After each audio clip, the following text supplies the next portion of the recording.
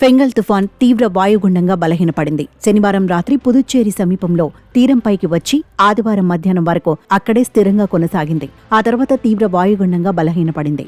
ఇది మరింత బలహీనపడి పశ్చిమ వాయువ్యంగా పయనిస్తూ కర్ణాటక మీదుగా అరేబియా సముద్రంలోకి ప్రవేశించే అవకాశం ఉందని భారత వాతావరణ శాఖ తెలిపింది. కాగా తుఫాన్ ప్రభావంతో ఆదివారం ఉదయం వరకు ఏపీలోని తిరుపతి, చిత్తూరు, అన్నమయ్య, నెల్లూరు జిల్లాల్లో అనేక చోట్ల భారీ నుంచి అతి భారీగా అక్కడక్కడ కుంభవృష్టిగా వర్షాలు కురిశాయి. దాంతో లోతట్టు ప్రాంతాలు నీట మునిగాయి.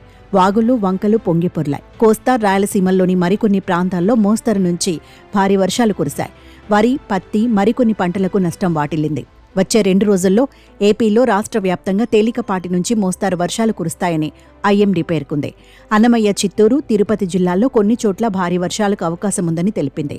దక్షిణ కోస్తా తీరంలో గంటకు గరిష్టంగా 60 కిలోమీటర్ల వేగంతో గాలులు వీస్తాయని అంచనా వేసింది. ఇక మత్స్యకారులు వేటకు వెళ్లొద్దని వాతావరణ శాఖ అధికారులు సూచించారు.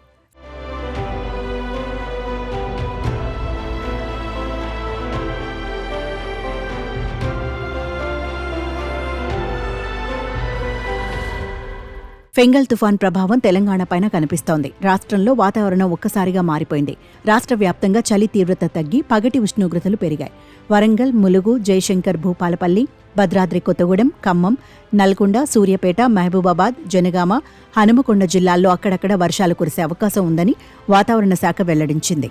డిసెంబర్ 3వ తేదీ నుంచి 6వ తేదీ వరకు తేలికపాటి నుంచి మోస్తారు వర్షాలు కురిసే అవకాశం ఉంది. ఎలాంటి హెచ్చరికలు లేవని హైదరాబాద్ వాతావరణ కేంద్రం పేర్కొంది. కాగా తుఫాన్ ప్రభావంతో హైదరాబాద్, ఉమ్మడి ఖమ్మం సహా రాష్ట్రంలోని పలు ప్రాంతాల్లో ఆదివారం చిరుజల్లులు కురిశాయి.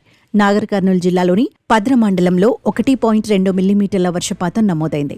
ఉమ్మడి ఖమ్మం జిల్లాలో వైరా, ఏనుకూరు, సత్తుపల్లి, కొణిజర్ల సహా పలు మండలాల్లో తేలికపాటి వర్షాలు కురిశాయి. ఫెంగల్ తుఫాన్ ప్రభావంతో కురిసిన కుండపోత వర్షాలకు కేంద్రపాలిత ప్రాంతం పుదుచ్చేరి అతలాకుతలమైంది.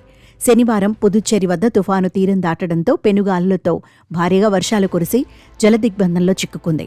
51 సెంటీమీటర్ల వర్షపాతం నమోదైంది. పుదుచ్చేరి నగరంతో పాటు చుట్టూ ఉన్న గ్రామాలు సైతం నీట మునిగాయి. దీంతో పాఠశాలలు, కళాశాలలకు సోమవారం సెలవు ప్రకటించినట్లు పుదుచ్చేరి విద్యాశాఖ తెలిపింది. మరోవైపు తమిళనాడులోనూ భారీ వర్షాలు పడ్డాయి. చాలా ప్రాంతాలు నీట మునిగాయి. జనజీవనం అస్తవ్యస్తమైంది.